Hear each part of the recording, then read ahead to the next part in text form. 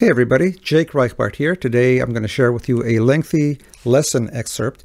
So have your guitars ready and we're going to have some fun together arranging a song. Perhaps you've seen some of my many hundreds of solo guitar arrangements I have here on YouTube, and the inspiration for these arrangements is right here behind me, as you can see. I grew up with these vinyls, and I draw pretty much from any kind of style imaginable from the pop music of the past 100 years, everything from Glenn Miller to Van Halen, Alan Holdsworth to Motown, and pretty much anything in between. Beatles, I have perhaps 25 Beatles song arrangements, 20 Steely Dan song arrangements, same for Stevie Wonder, rock, hard rock, Deep Purple, Led Zeppelin, and of course tons and tons of classic jazz standards from the 40s and 50s, bebop, dance tunes, movie themes. And if you want to learn how to arrange any of these songs for solo guitar, I can teach you. Just like the excerpt that you're about to watch, which comes from a lesson that runs about 90 minutes, I have nearly 200 additional titles, and they are mostly song specific. I enjoy teaching through specific songs because I can show you hands-on how I approach arranging a song. What's nice about these lessons is that I don't just tell you, do this and you're done, but rather I'll take you through 3 or 4 or 5 different ways to play the same passage. I'll work with you on dynamics, on articulation, and 100 other things that you cannot just put to paper. As I mentioned, these lessons run approximately 90 minutes. The introduction, which runs usually 15 minutes, focuses on the right hand in rhythm, and in this introduction I go through my 3 pillars of rhythmic arranging, the first principle being melody and bass only, the second being rhythmic arpeggiation, and the third, of course, the down stroke that I play with my right hand fingernails to produce that backbeat that everybody asks me about. Nevertheless, I do have 2 main method lessons. The first one, how to arrange any song for solo guitar, running 2 hours, and also an introduction to fingerstyle guitar and solo guitar arranging, running 2 hours and 40 minutes. The information about these lessons, the cost, my full lesson list, as well as a link to the full performance of the song that we're working on today is below in the information. So expand the information, take a look, and let's get started. And another introductory note, I guess, as we start the lesson and get into the details. Of course, playing solo guitar is a compromise. There are things you're going to be able to do that emulate the original, other things you're not, and just have to decide every arrangement what stays, what goes. And in this particular case, the song starts with some weird electronic kind of sounds and then launches into a rhythm. So the rhythm is basically...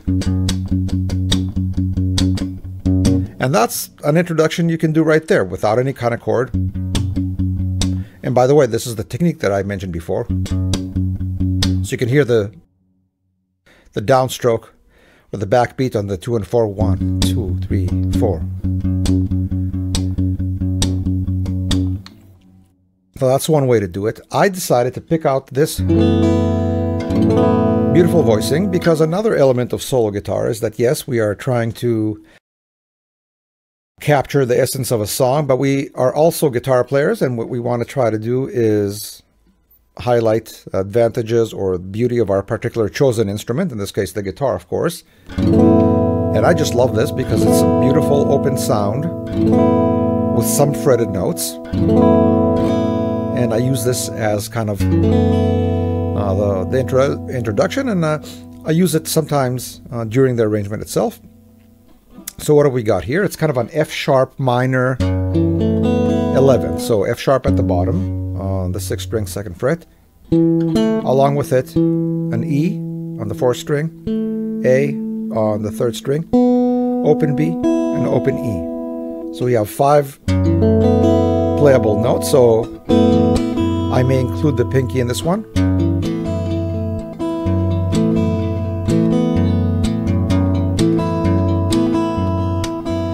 And inadvertently, this little demonstration adds something also, which is kind of an introductory point.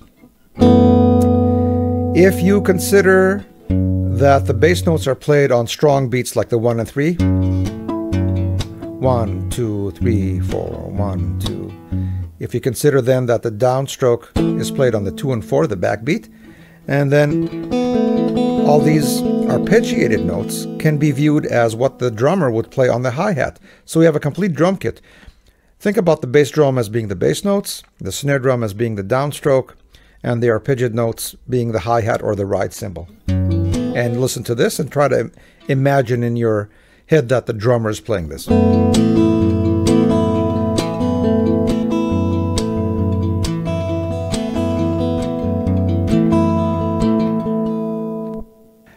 Also, because of this, natural beauty of this voicing, I like to let the notes ring out. That's why I mentioned that sometimes the percussive sound will come from the thumb, other times from the fingers. And even when I'm doing it on the fingers, with the fingernails,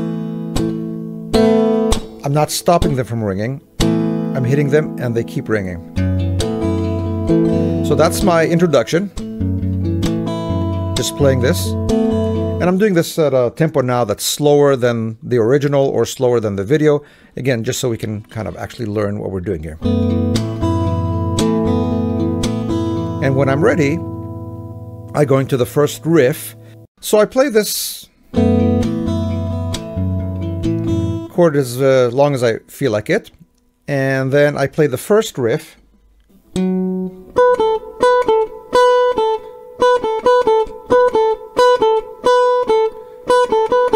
And the melody notes of that riff are just the B and A. Of course, they are played against the same chord, but I can't do that with this, so I have to switch to this form of F sharp minor 7. And this is a drop 2 voicing, if you want to know that. It's identical to this, which incidentally means that if this was hard for you,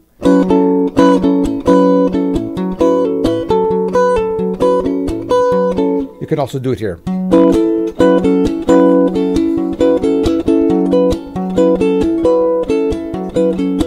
And that's the riff. So let's, what are the notes? F sharp on the 4th string, 4th fret, C sharp, 3rd string, 6th fret, then E on the 2nd string, and then the A is on the 1st string, 5th fret, and then with the pinky kind of let back and forth. When I play these 2 notes, I use my 2nd finger flat against them, which is not needed here. That's because the fingering is different, although the notes are the same.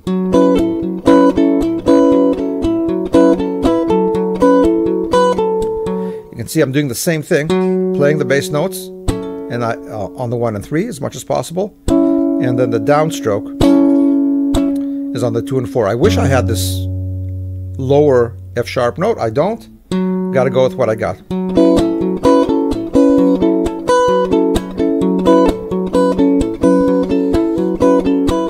And what you notice, I mentioned earlier that you never know what string is going to play the melody. Well, the melody is here, and right there, that melody occurred on that stroke, and it was a downstroke, so I played it with the 3rd finger. Well, it became kind of a default because these 3 notes, this is played with the thumb, these 3 are played with fingers 1, 2, and 3, and with the melody being on the top string, it's going to default that it's going to be played by the 3rd finger.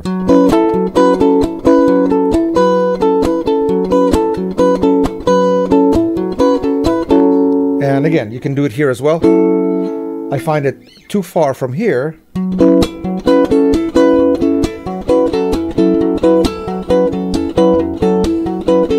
In this demonstration, inadvertently, I did something a little bit different. I played all the 8th notes with the thumb.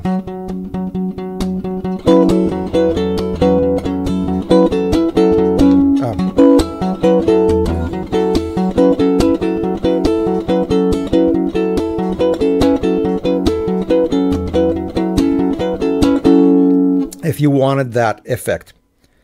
Anyway, moving on to the next riff.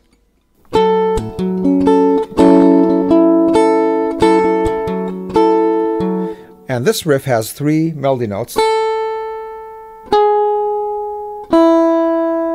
where he sings yo, and those melody notes are the A, the G sharp, and the E. And it's possible that this, not possible, it continues while he's doing that, but I can't do both at the same time. So I have to switch. So now I'm doing,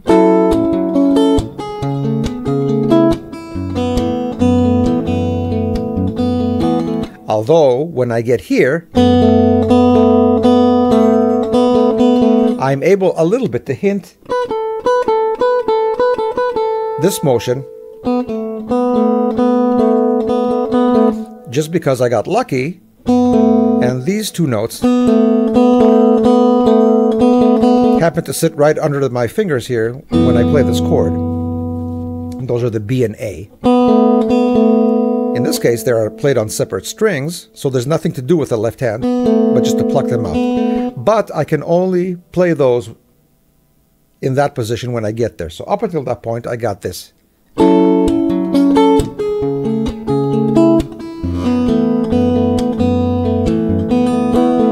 I did it at the end. So this is our first voicing. It's the same F sharp minor 7, F sharp, C sharp, E, A, and then this.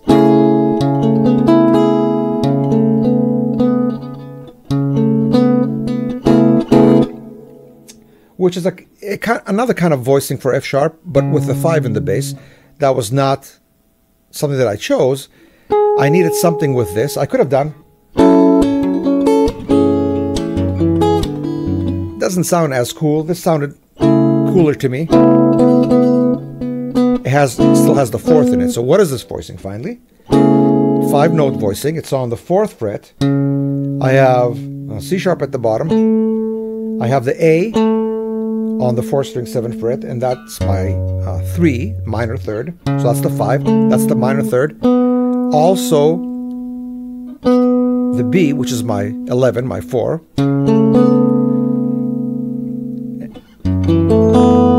Which hints that sound.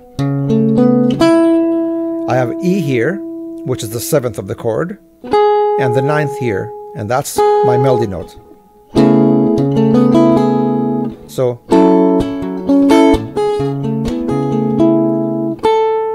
and you notice that this note is syncopated. Oh, oh, oh. Also this one, they occur before, and what you'll notice is that this note, as well as this note, are syncopated. They occur before the downbeat. So you hit this first, and then you follow up with the bass on the chord. Also gives me time to get the rest of the fingers in place, so I don't have to do, which is going to be hard all by itself. Then I join the rest, and it works with the music because, as I said, this note is in fact syncopated. It occurs before the downbeat of that next movement. So same thing here. I got this, and I got all this time to move my hand over. So here we go. See? Hit it. I'm not even fingering anything else. And then again.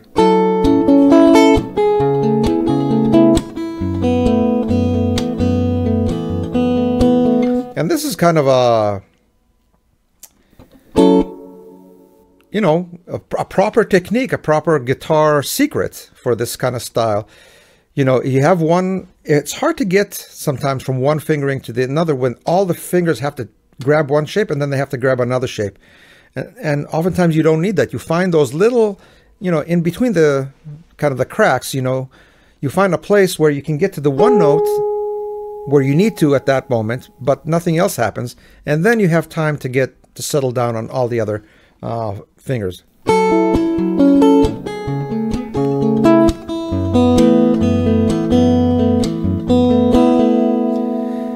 So, and incidentally, that sound, if I remember correctly, was kind of a cameo featured in Dire Straits' song "Money for Nothing." I think in the introduction, Sting, also somewhere halfway through the tune, Sting is a guest on that song, and he introduces that little melody, kind of a funny crossover thing from one artist to the other, song to song. Anyway, so, and you'll notice that even as I'm here, I'm arpeggiating, again, to move that rhythm forward. And even here, da, da, da, da.